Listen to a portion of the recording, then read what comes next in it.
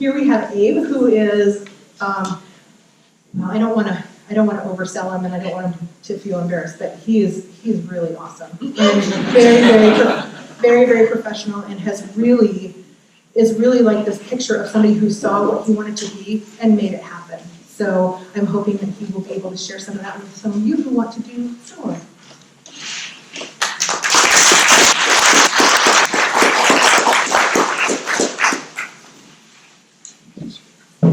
Well, thank you guys for having me up here to talk a little bit about what I do. It's really cool to be in a room with so many people who are so passionate about, photography and so many different aspects of it. So the longer I've been in it, the more I've begun to open up with other photographers and share ideas and trips and it's a lot of fun. So really thankful to be up here and meet more of you guys and speak here. So for those of you guys who aren't familiar with me or my work, I have a little video that we put together for the galleries that I work with in Lake Tahoe. So kind of give you an idea of the who, what, and where from a visual perspective of where I go, what I do, and then afterwards I'll kind of follow that up. My intention on my presentation today is not necessarily a presentation as much as I'd like to make this more Q&A. I'd like to hear your guys' questions. What do you guys want to know about making more money, being more successful from the business side of photography? So that's kind of my intention and my stress today is to hear from you guys and try to share my 20 plus years of success in photography with you guys and try to answer some of those harder questions that maybe some of you guys have. So we'll start with this little video and then we'll go from there.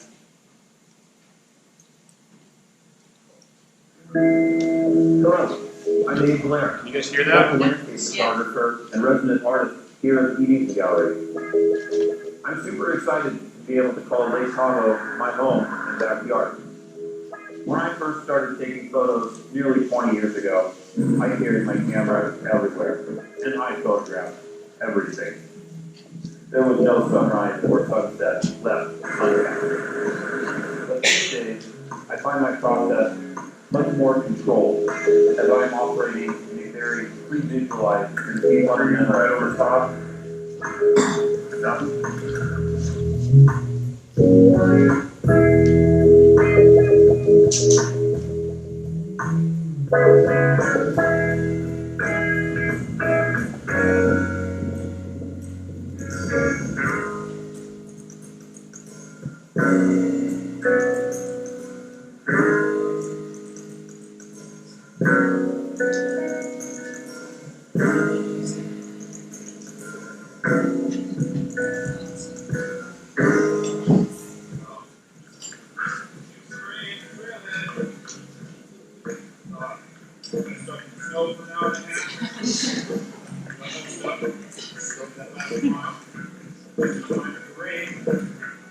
I think it'll pass, but we see 9 miles to go.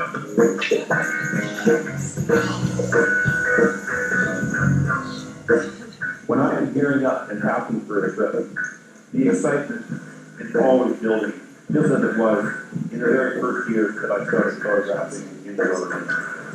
Questions abound. Did I pack enough food? Did I allow enough time to get to my locations? And most importantly, did I plan the weather correct? And will I get the light that I have pre-visualized for the scene that I am going after?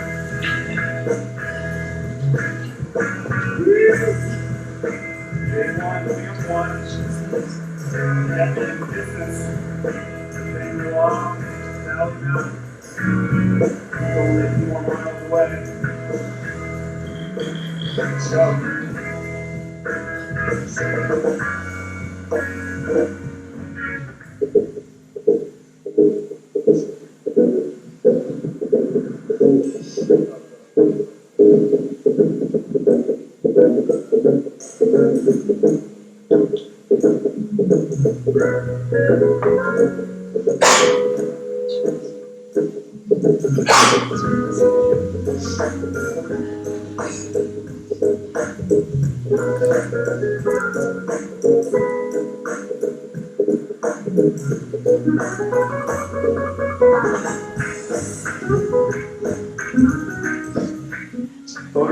the Sierra Nevada is a magical place. And the lineage of photographers who have established their names here is unprecedented. It is often what keeps me challenged and pushes my photography, not only physically, but mentally, as to find new places that have not been seen or photographed, and apply new techniques that have never been done. The amount of time and effort that I put into an image is one of the more challenging yet rewarding parts of the process. Often investing sometimes days of physical hiking and exploration. Just click the shutter and live. Follows by forces of solitude and sort.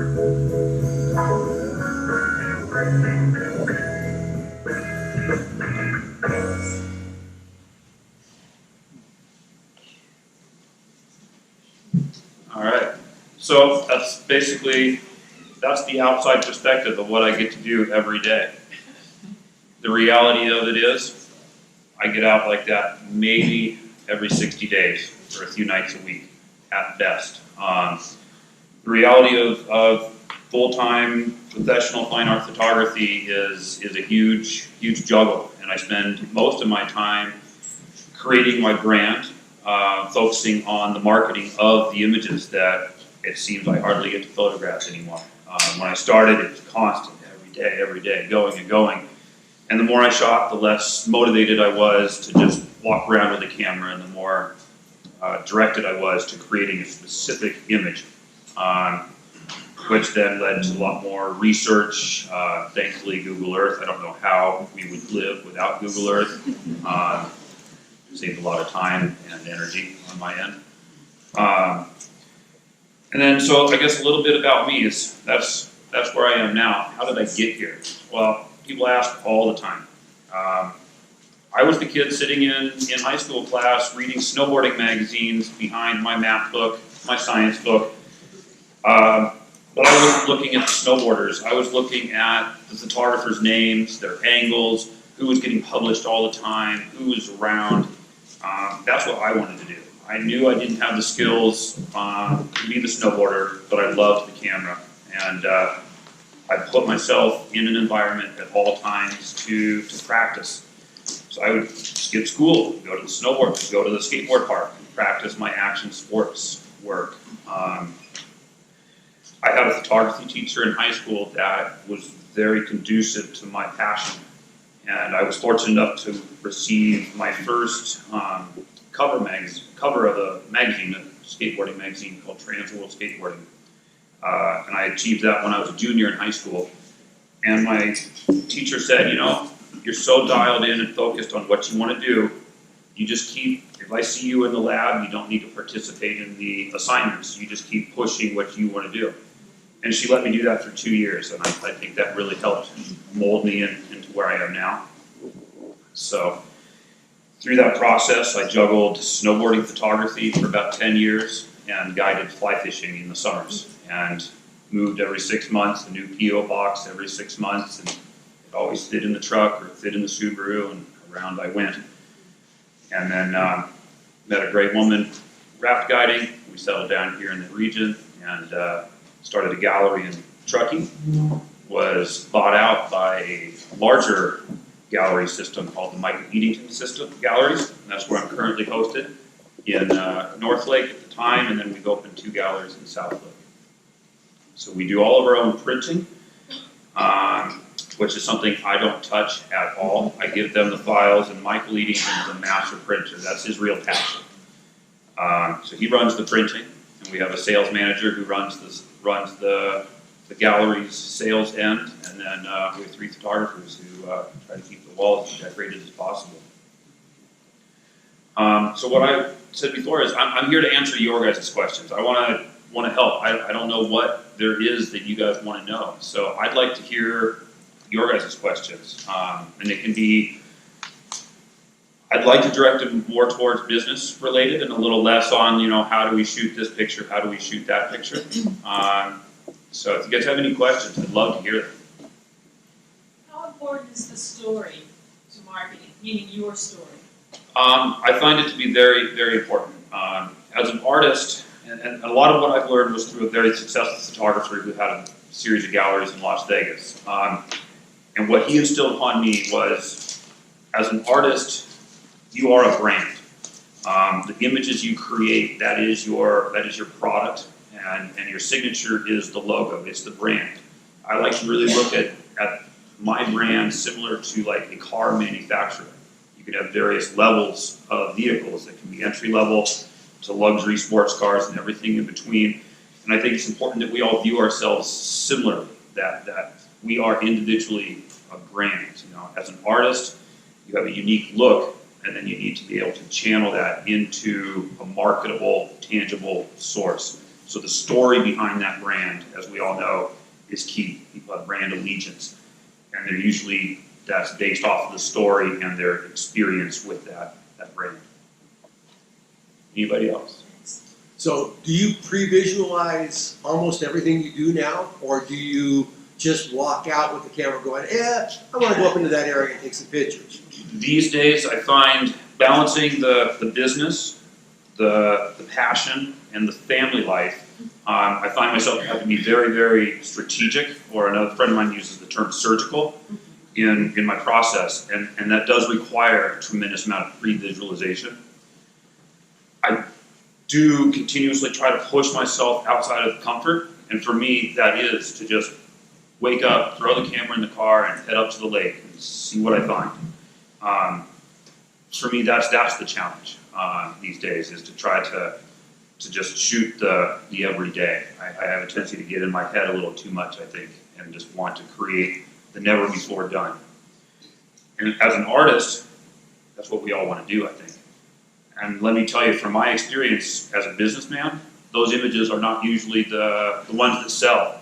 They might be good for likes on social media, but that definitely, if I want to go to some unknown peak or someplace nobody's ever set foot, I know that that's not going to be the selling image. Why? Primarily because most people wish to purchase what they are familiar with.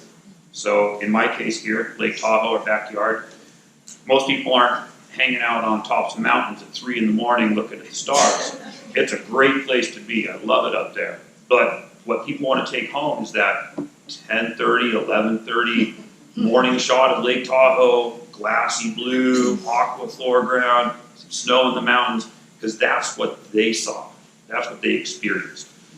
And that's where my juggle of business and artistry comes into play, where I'm constantly having to make decisions based on my wants and my business wants or needs. So from a revenue breakdown standpoint, are you mainly gallery work now, or do you still get some magazine commissions, or do you do some stock photography? My sole attention is the gallery. Through my perseverance in the industry, coming from the snowboarding world, dabbling in the fly fishing world, and generally not pissing too many people off, basically. I do get some calls outside of the gallery business, which keeps me active, keeps me busy. I enjoy it. It pushes me to keep learning and expanding. But my focus is the fine art that goes into the galleries. Yeah. So what does it take to get into a gallery? Get your work into a gallery? Well, that's an interesting question. So what I found, from my perspective, is I started knocking on doors, and I found the market to be, simply put, very saturated. And in my stubbornness, I just said, well, fine, I'll just open my own. So I waited until a space literally sort of fell in my lap. I wasn't ready. I didn't have prints made. I didn't have money saved, but an opportunity came. And throughout this life process in photography, I found that putting yourself in the right place and being ready to make those leaps, to take those chances, is really key. I find with a lot of photographers, the fear of presenting and pushing your work, showing your work, well, you're not going to make money until you make that push. So for me, I had an opportunity for a space. I made 6 high-grade prints and put them on a wall, wrote a lease check, everything on my credit card, I prayed. I sold a print the first weekend, and we went from there. So knocking on gallery doors, creating relationships. Those people I know who don't own their own galleries have very tight relationships with the gallery owners. So befriending them, making yourself known, I find that to be advantageous. But it's a fact, we are an extremely saturated market. Photography is the #1 hobby in the world from an international perspective.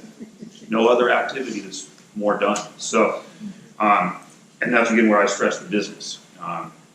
Because as artists, we have the flexibility to do whatever we want. But from a revenue, money-making perspective, there are a tremendous amount of limitations that I'm continuously learning and how to avoid, hurdle, work around, embrace. Just constant evolution of being able to learn and move forward, whatever is in your way or helps. Any other questions? So, How did you refine your pricing structure, or so that you can stick true to what you determine to be your own personal value?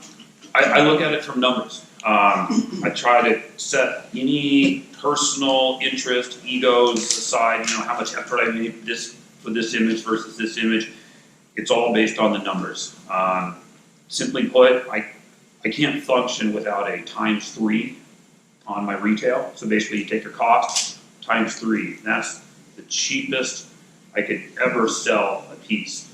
And what I was taught in that respect is basically you've got 1/3 to Uncle Sam, 1/3 to the production of the art, and then if you're lucky, you get to keep about 1/3 of it to yourself. And that's it. Everything goes smooth, and that's not factoring in the cost of a gallery, your marketing. All of that essentially comes out of that 1/3 that you're supposed to keep. So more times than not, we operate about ×5. Since the gallery system has a print system built in, and you guys see in the flyer that I tucked into all your guys' envelopes, I put the HMI studio, and that's in Zephyr Cove. That's the Edenton Gallery's print facilities. We moved off site last year with the aspiration to open up publicly, and we've done so. So there's now a metal printer here in town or in the region. So you can utilize them. They'll do color corrections for your files and whatnot. But since we own the printing, we price everything on a square foot base, but also on that ×5. So it's, how much does it cost? Our ink, our paper cost for this size print multiplied by 5 translates to a square foot rate. It's a little simpler for us in the gallery. So just a quick clarification, when you say your cost, you're just talking about your printing costs solely? Yes, yeah. So I think it's like $12 a square foot for canvas, is roughly our base cost. And then our retail, we retail it out at 35 a square foot for other photographers, that's our wholesale. And then the retail price is 80 a square foot. And so when you talk about your 1/3, that's when you talk about your equipment and your Yes. all that other thing. Yeah. And to follow up one more with Kristen, when you talk about your 1/3, is the gallery adding their percentage on top of that pie? Or are you saying the gallery percentage, be it 30, 40, 50, 60%, is that coming out of that 1/3 in your? So if you're an artist being hosted by another gallery, then it kind of depends on your arrangement. And then I've talked to a fair amount of photographers. Seems like the common rate is if you supply the art as an artist, you're retaining 40 or 50% of the sale. Seems to be the current average. Which I notice if you retain 40%, factor in your costs, you're pocketing about 20 or 25% of the overall sale of the goods. When the gallery takes their cut, and they've got to cover their staff, their insurance, all of that. So you end up retaining a very small percentage when you're working with the galleries externally. And again, that's kind of where I crunched the numbers and said, well, I'm just going to do my own. Because then I got to retain more. Little did I know at the time that it costs a lot more. Now I prefer to have other galleries maintain my work and not run it myself. Okay, that makes sense. As far as like marketing goes, what does like a typical day or week look like? For me, Yeah. well, so I spend a tremendous amount of time on social media. One, formulating my next post. I try to post at least once a day on Facebook and Instagram, at least once on either platform, sometimes twice.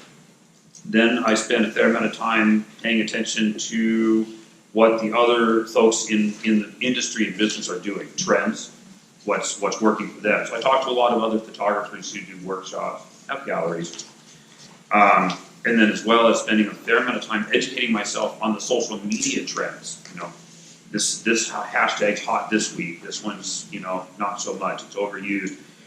Trying to just keep up with what seems to be the common millennial knowledge base. Trying to just keep up to speed with that. And as we just see the social media beast just develop before our eyes, to try to embrace it and learn to harness it. But yeah, so I'd say 5 hours a day on the computer, of just juggling between Facebook, answering emails, dash of editing, organizing, Google Earth scouting, stuff like that, cooking dinner, picking up the kids from school. That's kind of the day's juggle. But social media is like your primary marketing tool. Yeah. I find that it gives you the world, the world access. And we are in a fortunate time right now where 15 years ago, we were all in there was a lot of bubbles around the world, and now we're really, truly in one big bubble. And so to try to utilize the international aspect of social media, and again, that's where I'm constantly learning how to reach and spend more time with what's working on the search engine. Do you do any internet sales, and what do you think of Etsy and those kind of sites? I personally have not had a tremendous amount of traction from those. Again, I think as photographers, I think we have a huge hurdle because our profession and our art is so accessible. I find it very difficult to sell in those large public spaces. And this is where the branding that I mentioned comes into play, combined with the social media marketing, where I can direct my brand to a specific crowd that has specific interests, whether it be photography in general or art collecting or curating. And so I can direct my marketing very specific that way. Whereas like Fine Art America and the Etsy's and even the eBays, I find that from photography, from my perspective, it's just very difficult compared to a 3D artist or a one-of-one painter. Back? Do you do any stock photography? Is that lucrative anymore? I do not. I dabbled in it a little bit before digital cameras came out, but again, with everybody being a photographer, the rates have gone down tremendously, and I don't see. I personally don't see a tremendous amount of need or dedication to it. And these days, if I do capture a stock image and it gets out, in a sort of viral manner, I look at that as just a free advertising, generally, and encourage the share within social media. With so much emphasis on social media, how do you do the piracy? Well, one, I'm not too stressed about it because it's free advertising. As long as my name, as long as my copyright is there and/or my name is associated, it's a brand recognition. And that's how I look at it. Do you watermark? I do. I work with a group called Image Guard. I should have put that on there.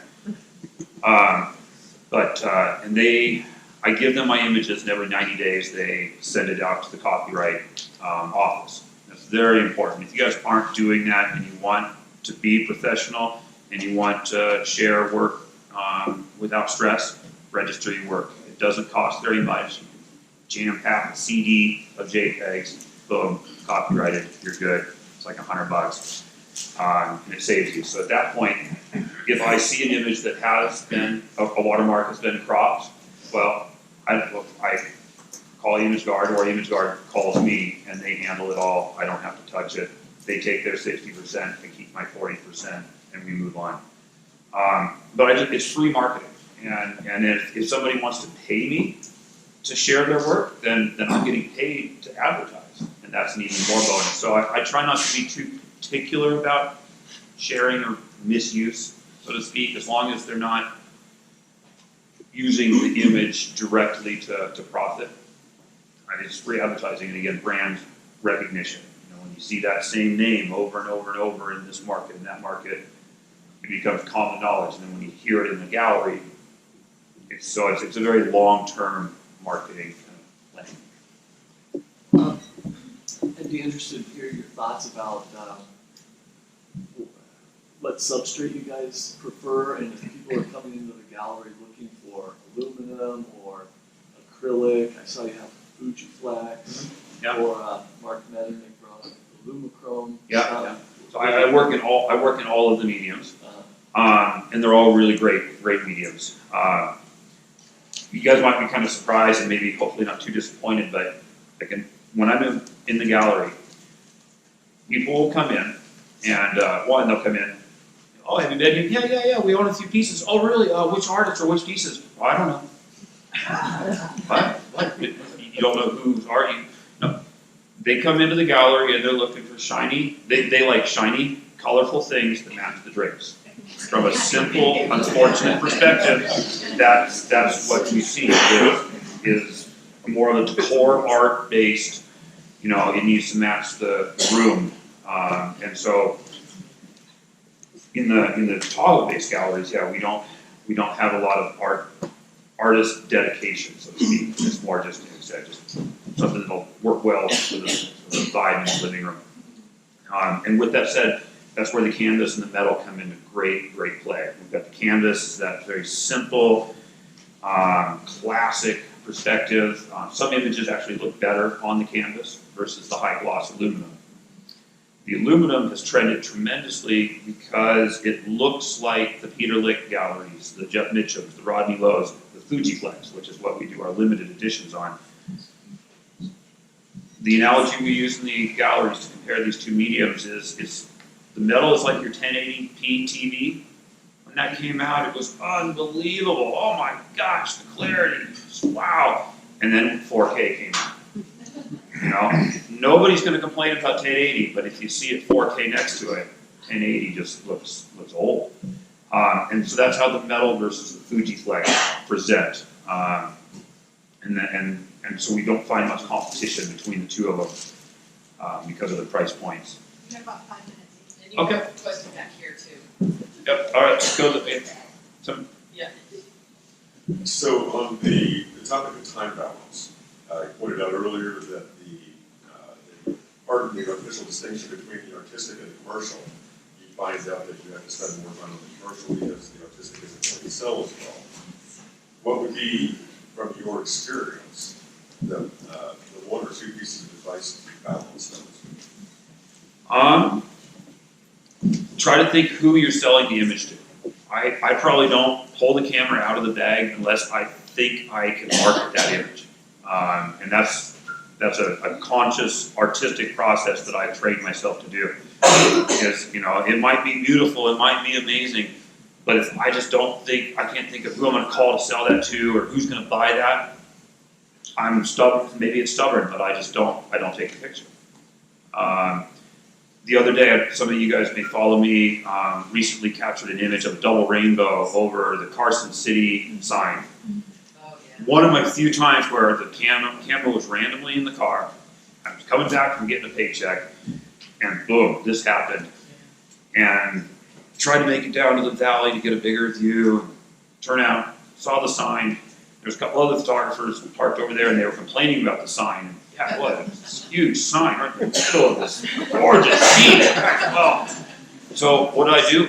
I embraced the ugly, and I made that the star of the show. I was like, boom, sign, double rainbow, and like 1,500 shares, and it went tremendously, viral locally. It was just, just a random occurrence that happened that way where just got lucky.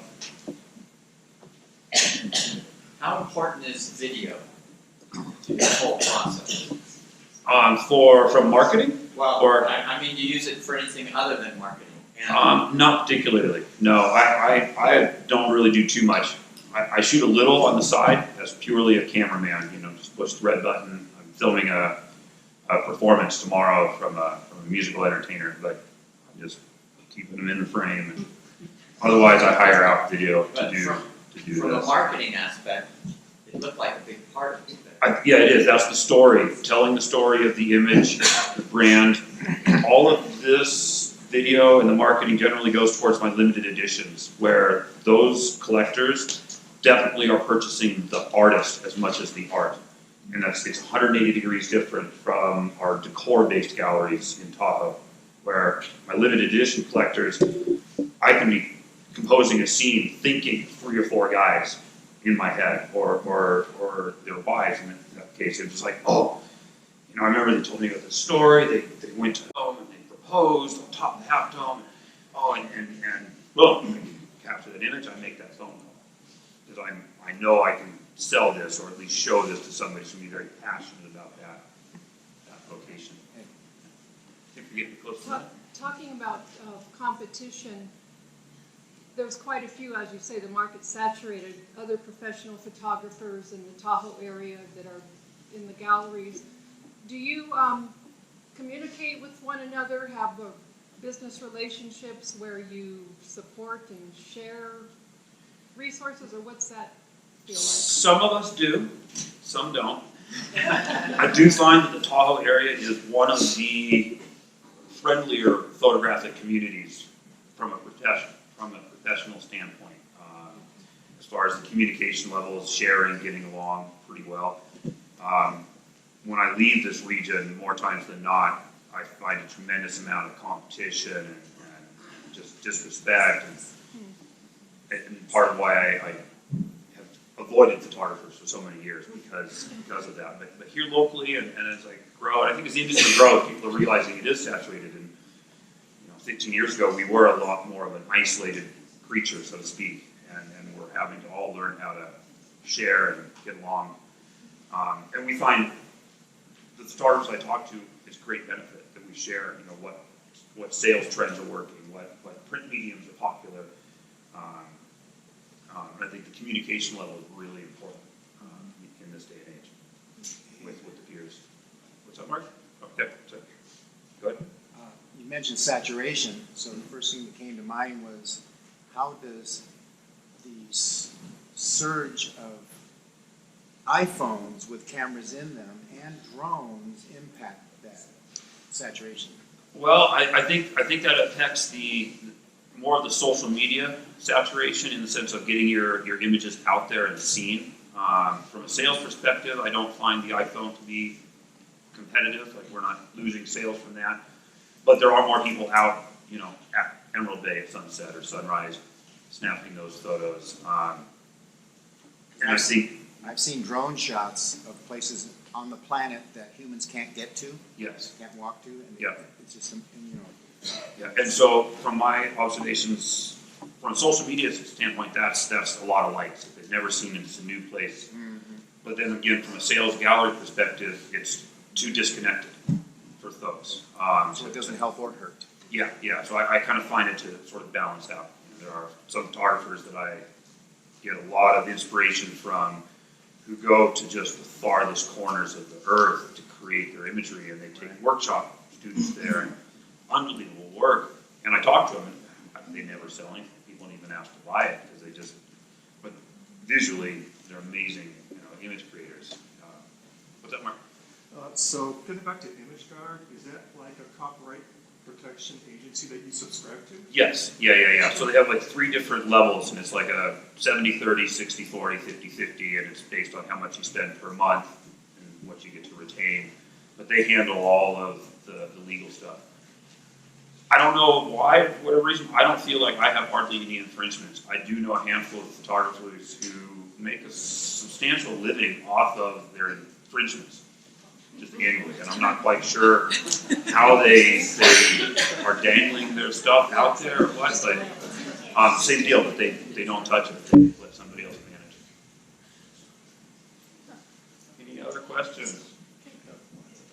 were talking about people want something that matches their decor or whatnot. Do you have, I noticed in one of your Facebook posts, you did the abstract and, where you did the 500 millimeter lens and pan. Yes, yeah. Do you have those in your gallery and are those selling? We have not.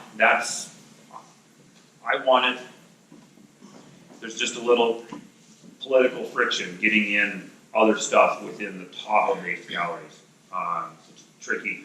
Those images, though, were spurred from my motivation and need to just diversify the portfolio and try to hit every possible corner. When I work with interior designers, they want the abstracts. They want that nondescript color and texture. Whereas, the homeowner wants where they got married, where they honeymooned. And so I need to meet both of those markets and both of those needs. And that's again where the business factor comes in. And, I'm thinking ahead before I shoot the image. What's going to work. And I'm sorry to cut you guys off, but I just want to make sure we get a little break between you and the next person. So if you have more questions, Abe's contact information is on the program. So I'm sure he's more than Yeah, don't be shy. Contact me through email or social media like that. I like to answer as many questions as I have time for whenever I'm around.